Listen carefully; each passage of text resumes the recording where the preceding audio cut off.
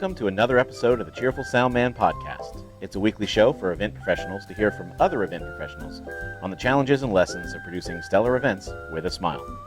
I'm Drew, the marketing director of Bunt Backline, an event production company right here in Gainesville, Florida. Today, we're actually talking to Eric Lenasbunt, the owner, the Cheerful Soundman himself, owner of Bunt Backline. And I wanted to have him on because for about a dozen episodes now, Eric's been the one asking all the questions for the various guests that we've had on.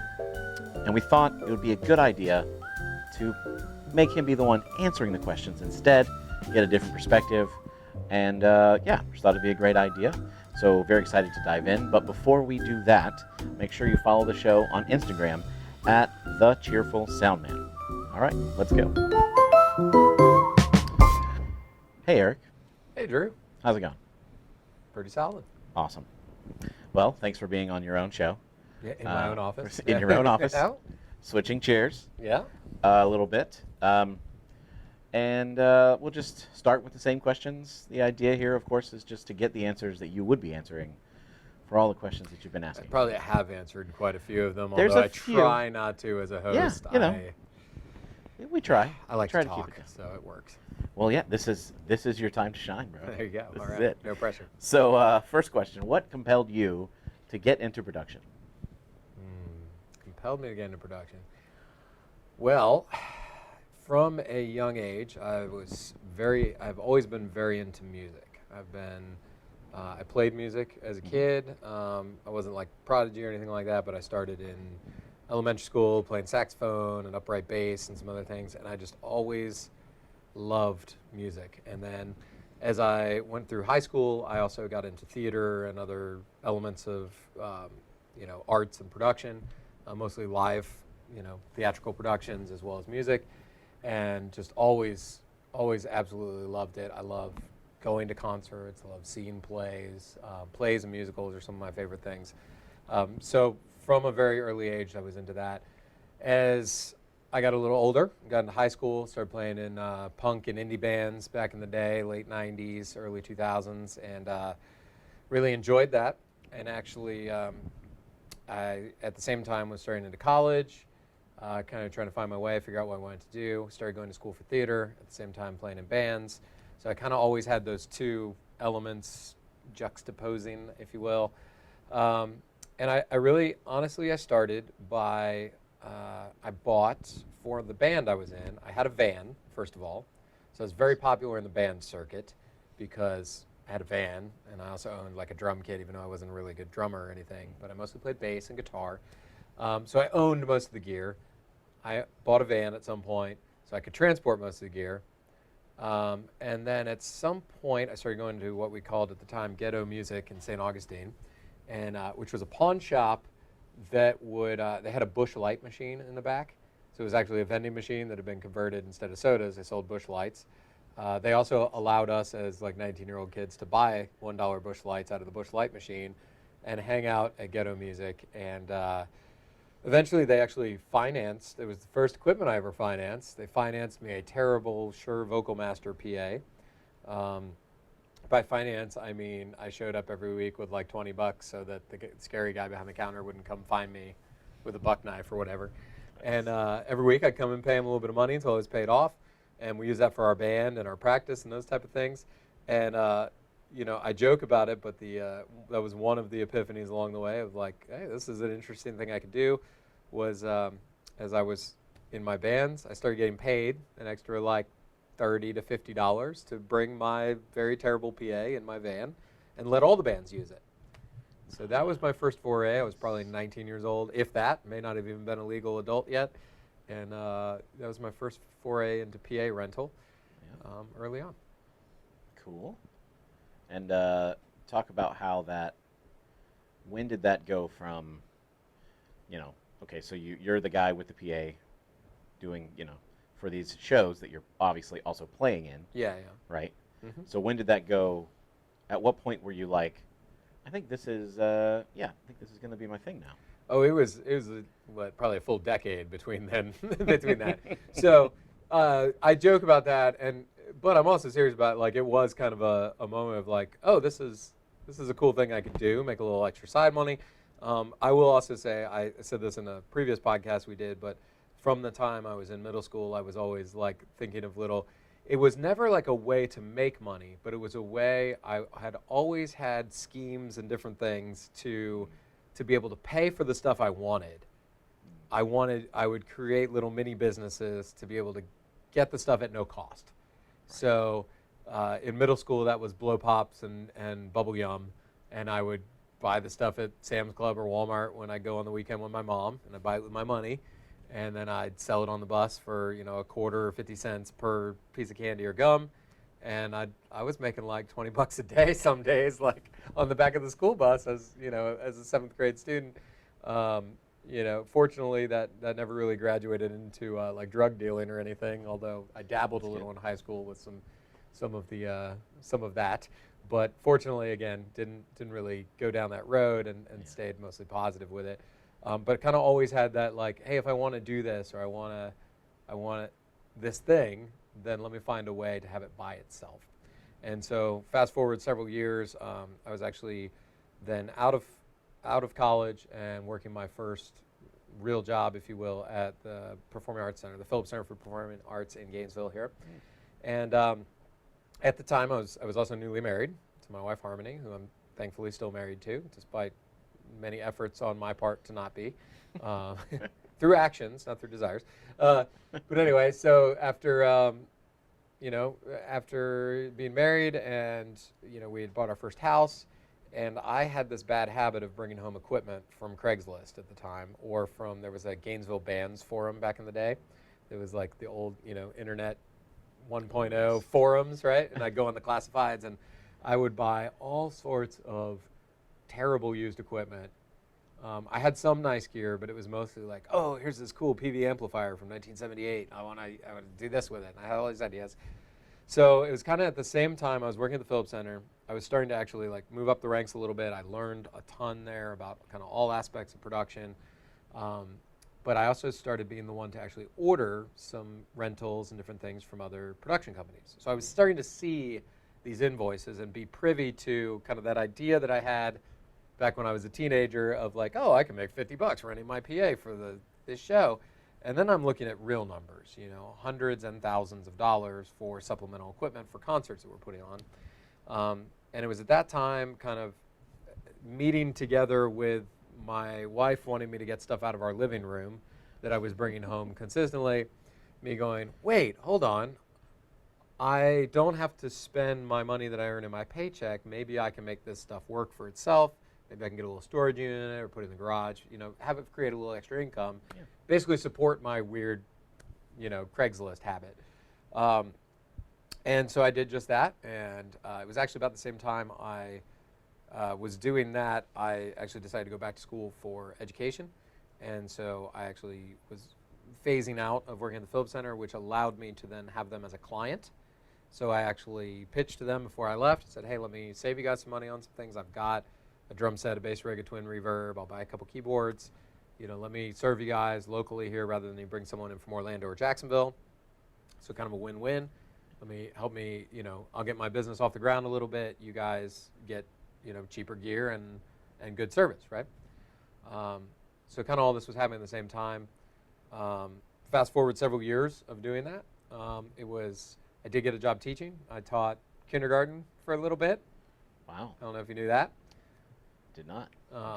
Yep, I would bring my guitar every day, and we'd make up songs and crawl around on the floor. And I don't think I was a very good educator, but the kids loved me. It was great, and I loved them. It was a really fun period of time. I taught for 7 years in public schools, elementary school. Taught kindergarten, then I taught science, and all the while I was doing this, my side hustle was production. So since I had a regular day job, it was never something that I needed to make money at, or even really, truthfully, thought of as a profession. I never thought I was going to do this for a living. I actually never thought it even possible to make enough money at it to pay my salary, much less have employees and a building and equipment and things. Sure. So I spent the next several years as just kind of a garage side hustle, and every time we'd do a gig, we'd go do a gig and make $1,000 or something, and I would turn around and I'd buy a keyboard. and we'd, do another gig, and we made, $500, and I go buy a guitar amp. And we did that for, several years. And at the same time, it all kind of happened serendipitously at the same time that really kind of the only other sound provider, production provider in the area was actually making a lot of clients angry. I think he was going through some personal things, but was, a lot of people were dissatisfied with, and there weren't a lot of options. So my phone started ringing a lot people knew I did sound at my church and some different things, and it went from just doing some backline to, hey, can you do sound for us on this small scale, to, hey, can you do sound for us on this slightly bigger scale, to, hey, can you bring some lights too, and so on and so on. And that happened for, I'd say, another few years beyond that, until I finally one day, I was kind of balancing, and I'd always tried very hard to give my students and the school my daytime. I tried not to cheat my day job as much as possible. I can't say I always did a great job at it. Sometimes I definitely was distracted or pulled other ways. But for the most part, it was really important to me to try to be present there and do that. Yeah. But it kind of hit me one day because I'd get up early. I started getting up at 5 a.m. I didn't have to be there till 7, do an hour or two of emails, send out quotes, estimate, things like that. And I had a couple guys working for me that would go cover the gigs. And actually, one of them worked at the Phillips Center, one of them worked somewhere else. And they would go, I'd hire them just to go handle the gig. And it was kind of an epiphany at some point because I was working early. My lunch break, I stopped eating in the teacher's lounge in the gossip center down there, and I just started focusing head down, making phone calls, returning phone calls, sending emails. I think a lot of people didn't know even that I had a day job because I was so committed to, kind of the early morning, lunchtime, and then as soon as my commitments were over between 3 and 4 o'clock, I would wrap up my day, and then I'd get right back to it and do that until 5 or 6 o'clock till I'd go home and be with my family. So that's really how I got to that point where I looked at my books that year and I said, oh my goodness, I've paid Nick and Aaron and these guys, I've paid them more to cover my gigs than I make teaching. And that was the moment, because I was very scared up until that point. My family my mom was a teacher, my dad was a government employee. They're wonderful, absolutely super supportive. My dad actually helped me launch into the business, but also had always kind of drilled into me the stability and health insurance and kind of all those type of things. And so I was I had kind of had that scared into me a bit not to take that risk or that leap. Right. And so it finally hit that point where I said, okay, this makes no sense. I'm paying these guys as much or more than I'm making teaching, and I'm not even devoting my full attention to it. And if I could be hands-on, that was where I said, well, I'm pretty sure I could make twice as much if I was hands-on. Right. And so basically that next year, I talked to my wife about it. We brainstormed about it, and I put in my resignation. And that fall, I started, and we grew exponentially every year since until COVID, basically. Wow. So yeah. So what year was that? When I quit the day job, that was around 2012 or 2013, I would say, somewhere in there. Okay. Yeah. So I'm about 7 or 8 years of coming full up on a bore. decade. Yeah. Wow. So now that we've journeyed through those thoughts that you had during the whole first section of starting your career, if you could go back, not necessarily to the middle schooler, but if you could go back to right after college, maybe sometime in that period. Sure. What's one thing that you wish you had known? I say this a lot when I'm conversing with our guests that, it's one of those things of everyone's journey is unique, and I feel like you have to go through the things that you go through to be the person you are, right? So I think it's Tony Robbins says like life happens for us, not to us or whatever. So I do very much feel that way. But I think if I were to change or to go back and give advice or that sort of thing, the main thing would be I probably would have never taught, because I did that because I felt like it was kind of an altruistic or the right thing to do. It was something I was good at. So I felt like it was like a give back type of thing, but I was never really doing it for myself. And I always wanted to do this for myself. And so that would be the only thing because I think the rest of it I kind of needed to go through, and the trials, tribulations, everything else. But that would be the main thing. Is I think I would, I would be much further along even so, Right. had I kind of skipped that phase. But again, it's that's my journey. But I would say I would have told myself, hey, don't be afraid to go ahead and make the leap. The worst that's going to happen is you have to go get a real job. Right. Right. Cool, man. Okay, so because we ask every guest this, I know you might have answered something similar in talking with another guest, but what is the biggest event fail that you've experienced, and what did you learn from it? I've had more than I would like to admit, but I'm also okay admitting it. So we've had a few pretty epically bad ones over the years. I definitely, in the episode that we just recorded with Devin, I definitely revealed the time that we accidentally streamed a thongkini contest to a corporate client's Facebook page. Excellent. That was pretty terrible, and yeah, that was one of the worst phone calls I ever got. That was actually extremely recent. Statute of limitations is not up, which is why I'm not naming names. But fortunately, we had an opportunity later to make that right with the client and jump in actually just this week and kind of bail them out of something that came up on them last minute. And anyway, so hopefully we're back on track with that client. And we did figure out why it was kind of hidden in the software. We figured out why it happened. But beyond that, let's see. Probably the biggest fail was it was actually one of the first kind of high-end weddings I ever worked. It was on the beach in Palm Coast area. There's some fancy resort that just pops up out of nowhere as you're going down A1A, and it's like the only one down there. And yeah, we went, and it was actually Chip, who's our warehouse manager now, and he and I had partnered on it. He was kind of doing a little side hustle thing as well. And we provided, it was a bunch of up lights and pretty lights. The designer had a specific thing he wanted, and then we provided some stuff for the band. We had just the absolute worst time all day. Like, it was basically just, I can't even be real specific on like what went wrong, but it was just like everything went wrong. Like literally light bulbs exploded multiple times where like the glass shattered. It turned out, what we finally found out at the end of the evening, so we're running around all the way up to the time, like they're playing Here Comes the Bride sort of stuff, right? And they're coming down, and we're running around, and we were finally like, all right, I guess that's all that's working. And I'm like rolling behind out of the way, like ducking and covering out of the way of the freaking processional.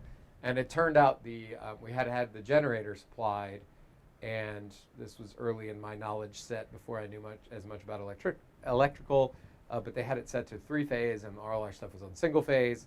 And so basically that's why a third of our lights were exploding. Wow.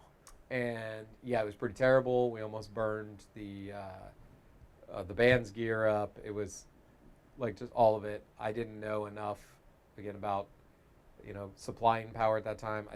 Truthfully, I didn't really think I was supplying power. We had just ordered the generator. Generator guy came. We told him what we needed. I thought I communicated clearly. Simple mistake. I always meter my power now. I've learned a lot since then. We don't have those mistakes, but that would be up there. Yeah, that would be up there. It's pretty terrible to see the bride coming and you're still on the floor trying to get a light to work. It's not great. Yeah, you never like that. On their, what is probably a well into 6-figure wedding for them, special day in their life, and I feel like weddings have the potential to be the most disastrous, simply because a band will play 40 dates. Yeah.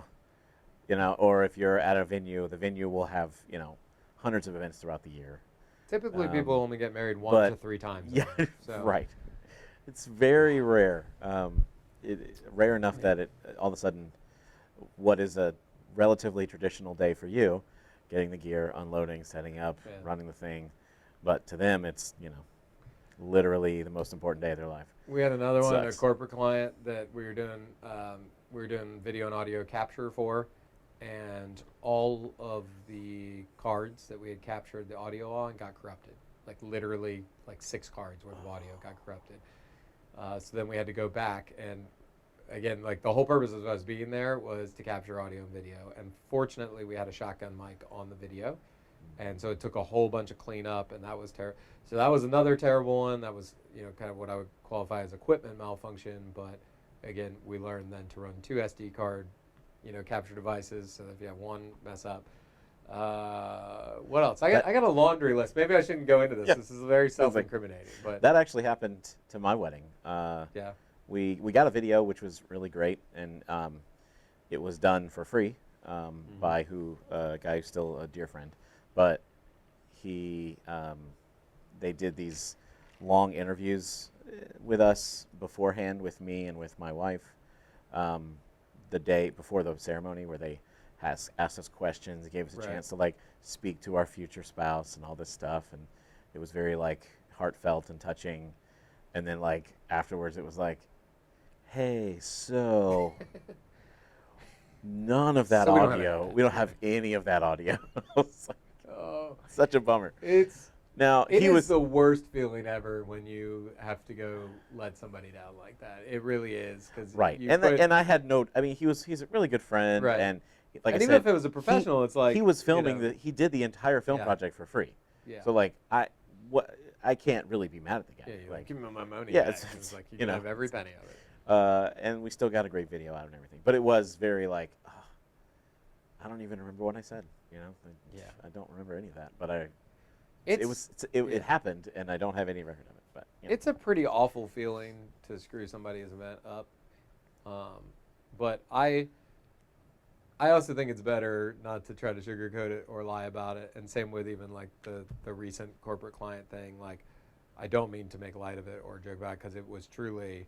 That phone call that we were screwing that up was one of the worst feelings I've had in years, of just embarrassed, disappointed, feeling that I let them down. Oh yeah. Feeling, I've now put inappropriate content on someone's website that wasn't asking for it, and they're getting calls. I'll say that putting all of a their sudden marketing person's job in jeopardy, because they're the ones who hired us. So it's just this is just a mass of things. And but as I was talking about when we talked about it with Devin, it's not that you can't take it back. It happened. We screwed it up. We can figure out how to not ever let it happen again. But it's more about okay, what steps can we do to apologize, make it better, and then hopefully get an opportunity to make it up to them at some point down the road. And that's really all you can do. And by all means, that client has every right and should probably never call us again. I don't blame them one bit. Thankfully, again, we had an opportunity, and they called us, and we were able to, I feel over-deliver, and we didn't charge, and we did everything we could to make it right there. And again, no hard feelings if they never call us again.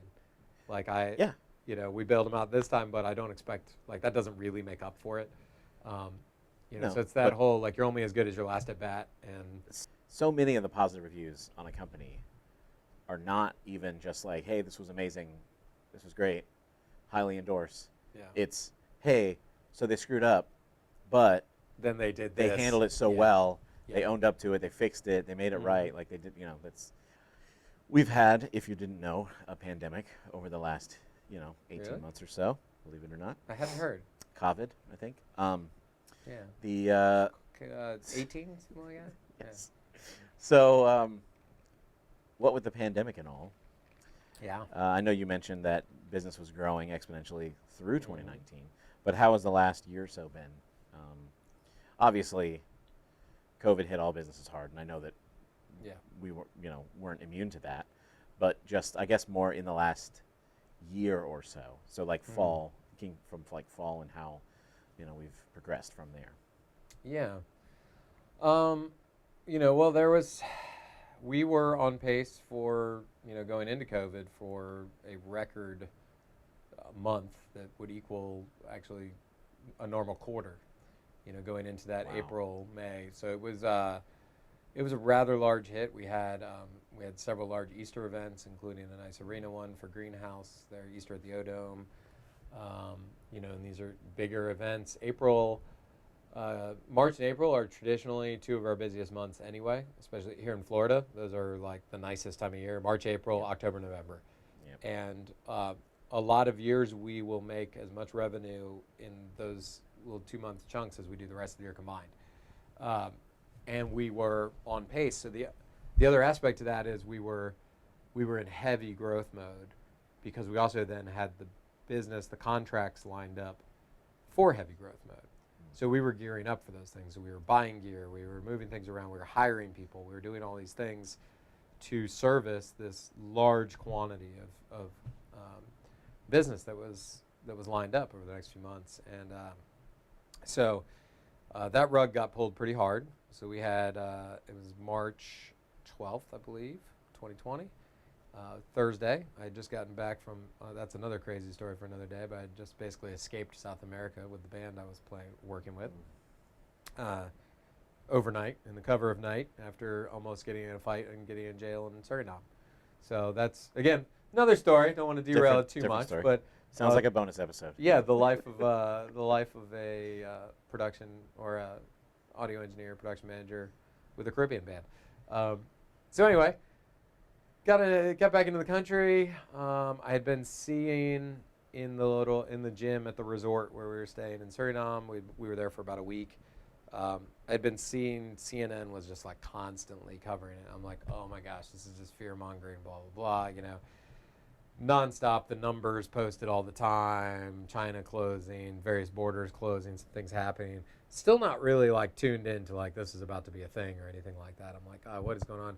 Because we'd had SARS and some other things like it in previous years, right? So I'm kind of thinking along the same line. And the day I got back, crazy overnight, again, like escaped, like it was a big fiasco, barely got out of the country, and got back to Miami after an overnight flight, drove back to Gainesville from Miami because I couldn't get a flight because the flights were all messed up. Hit the bed, got up the next morning, and we had 67 phone calls within that 24-hour period with over, it was around $300,000 in revenue, which was going to pay all our bills and all our people and the people we had hired and the equipment we just purchased.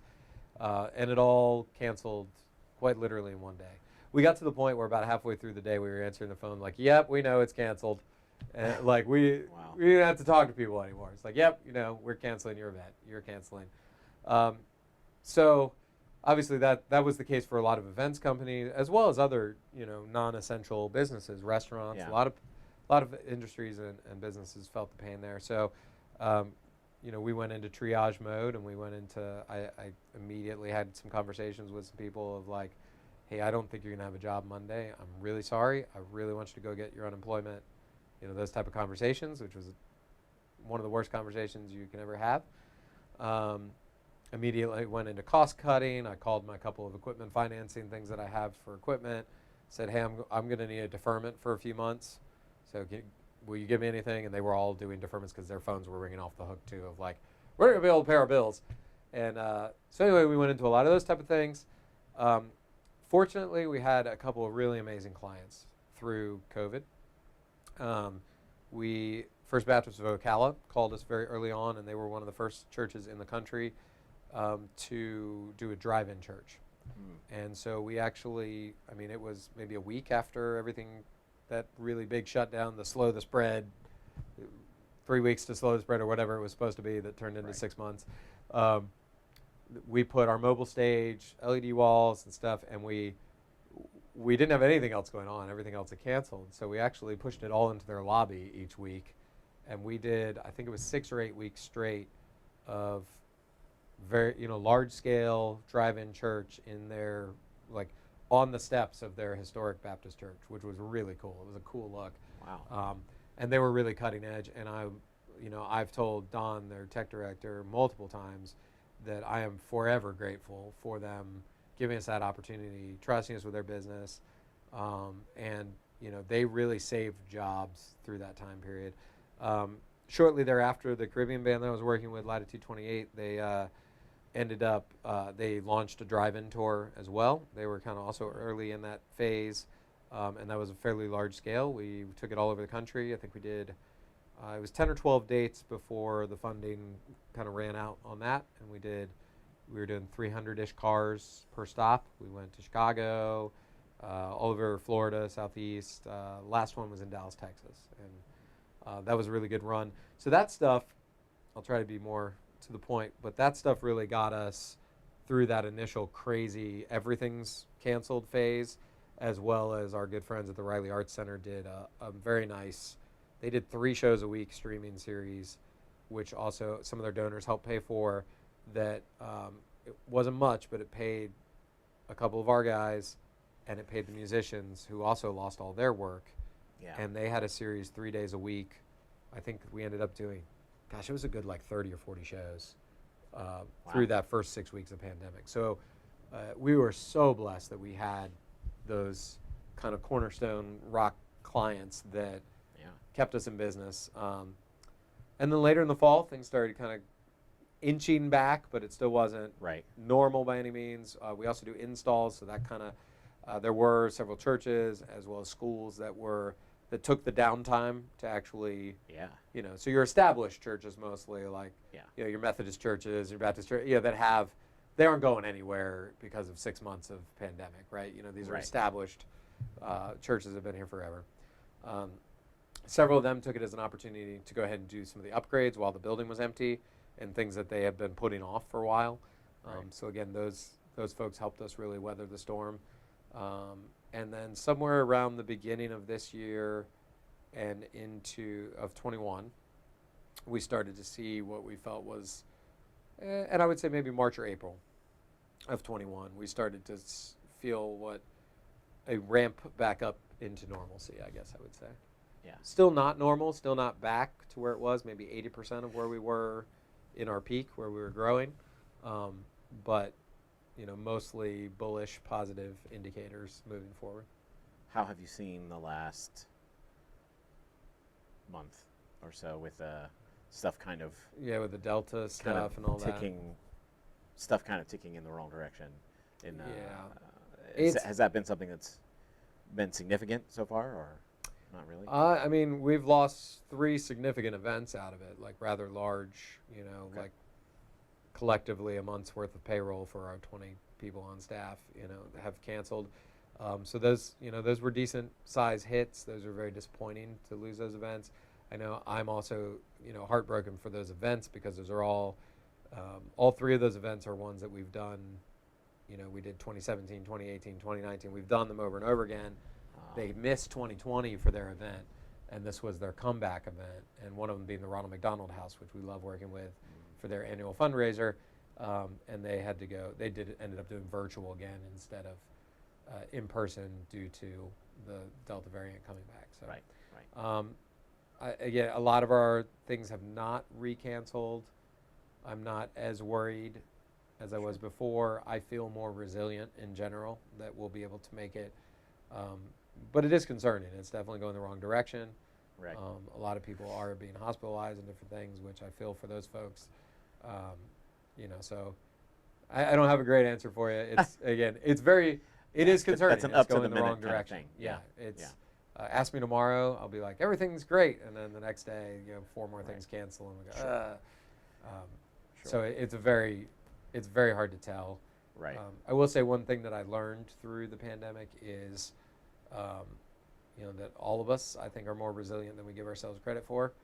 And while it was very stressful and difficult, those first, especially 4 to 6 weeks, and I definitely drank way more margaritas than a person that's not on vacation should ever drink.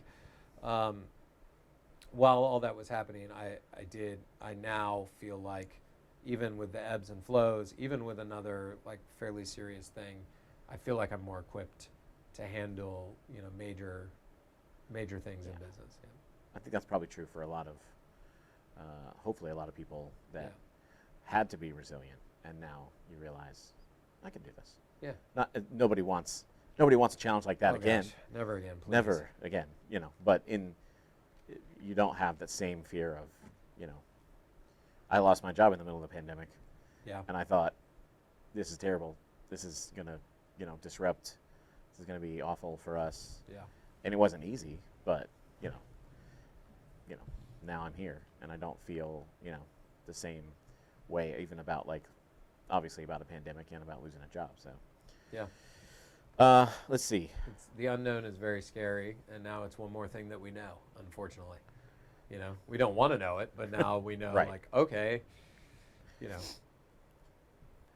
So, barring any more pandemics, but in general, what do you see, whether it's backline, stage, sound, lighting, um, video, and that's kind of almost like your pillars of a live event, right? To a Right. certain degree. Mhm. What do you think the next step or the next evolution in live event production or the live event experience? What do you think? What do you think is coming? Like 5 years from now, what are events going to have that people are going to see as pretty normal, um, that aren't really happening with much regularity right now? Hmm. I'm not confident enough that like things like augmented reality will be quite that far along yet. Just to be honest, I think it's a little further than 5 years out. I think that is something that will eventually be here, but I think it's going to be it's a ways further out. I think until the technology gets a little better and speeds up. That would be one thing. I think hybrid type of events where you can. It'll be almost. I think we'll see. So like the live stream, the different things. I think it's almost like how if you watch like the NFL Network or something, how they have all these bizarre camera angles that you think no one would ever care about. Yeah. I think we're going to see more of that type of thing from the experience level, of like Okay. a level of depth and things that most people won't care about, but it adds depth and uniqueness to an event. So I think you'll see some of that. I think you'll continue to see hybrid events growing and growing, as well as virtual events. I think people ultimately do want to actually physically gather.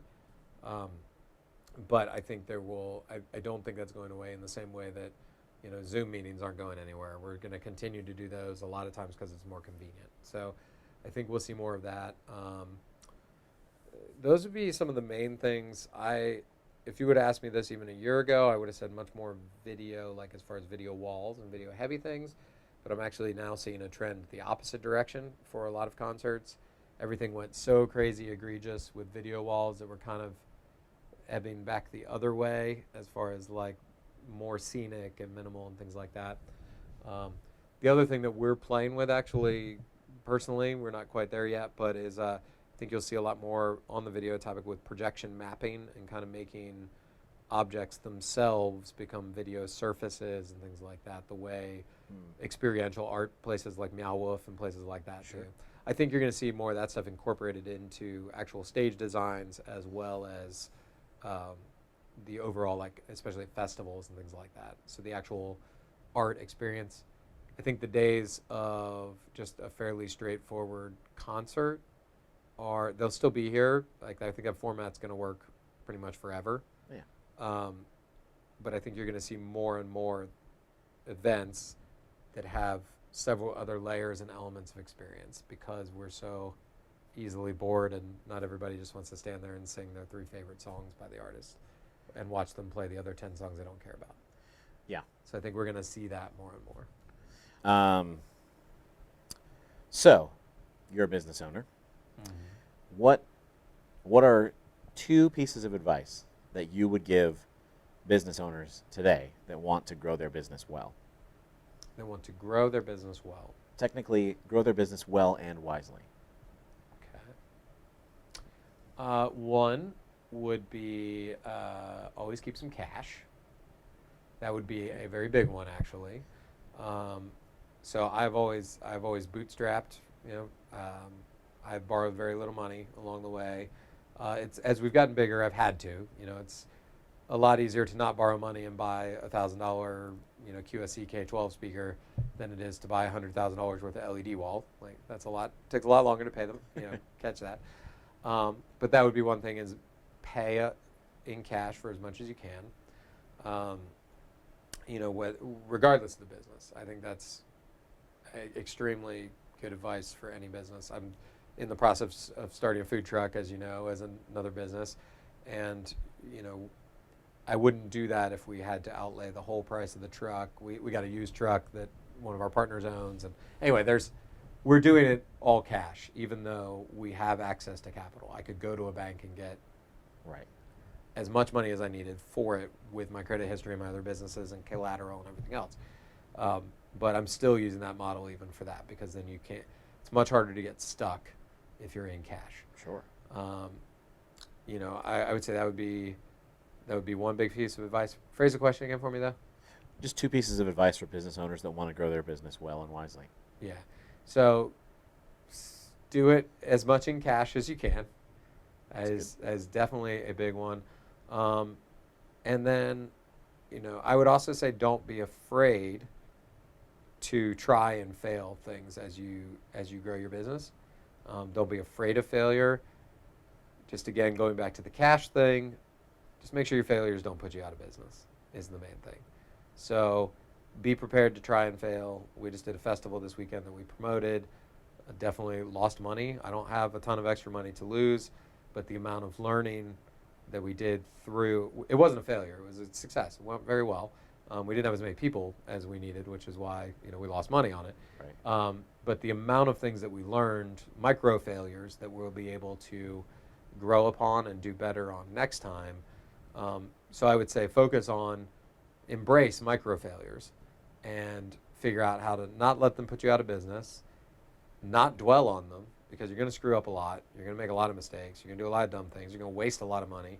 I mean, I've probably wasted more money than I've made over the years, not intentionally or not frivolously, but it's just the nature of it. And to not dwell on those things and not be afraid of small failures, learn Right. from them, get better, do better, and you know, don't keep making the same mistakes. Sounds like great advice. So, if you weren't doing live events or live event production of any kind, what would you be doing? And I'm going to say, just in case you were thinking of saying it, you're not allowed to be an elementary school teacher again. I've actually thought on that topic about, like, one day, maybe 50s or 60s, if I'm feeling pretty good, sell the business, don't need money, I actually wouldn't mind teaching again. So, Fair enough. but I would not do that today. That would be like a, you know, fun way to go back. My kids are grown, sort of deal. Sure. Like, you know, truthfully, it would probably at the moment, maybe it's just because of what I'm doing, but I would really double down on food truck, and I would probably also open another bar as well, and kind of focus on hospitality and restaurant. I like people. I like spending time with people. I mean, this business is a service industry business. So, I mean, I think I would probably shift gears to that. Ideally, I'd like to do either a kind of wacky, like, vegetarian type of restaurant in Colorado somewhere, or seafood restaurant near the beach. And oh, here's another one. I got all sorts of businesses I want to start. So, you know, this is an easy one, actually. I also really want to, and I may do this, start a candy shop, like in St. Augustine or a similar place. And just, I don't even really like candy, to be honest. I just really like kind of old-timey candy shops where you, like, buy by the pound, have a bunch of kitschy weird stuff and yo-yos and things like that. The kind of shops that have PES at the end, like the extra shops with an E. Shoppies. Yes.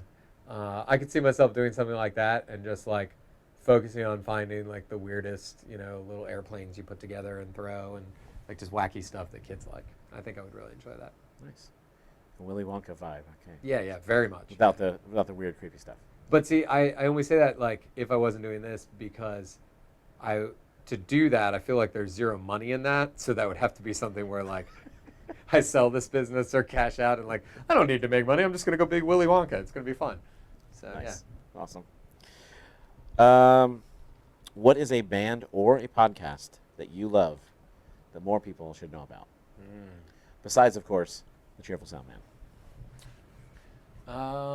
Lately, I've gotten, and I can't believe I hadn't listened to him more over the years, but I'm in this really weird, like, older Austin, Texas country folky vibe. Jerry Jeff Walker, kind of been going down that weird. It's like the country version of Velvet Underground.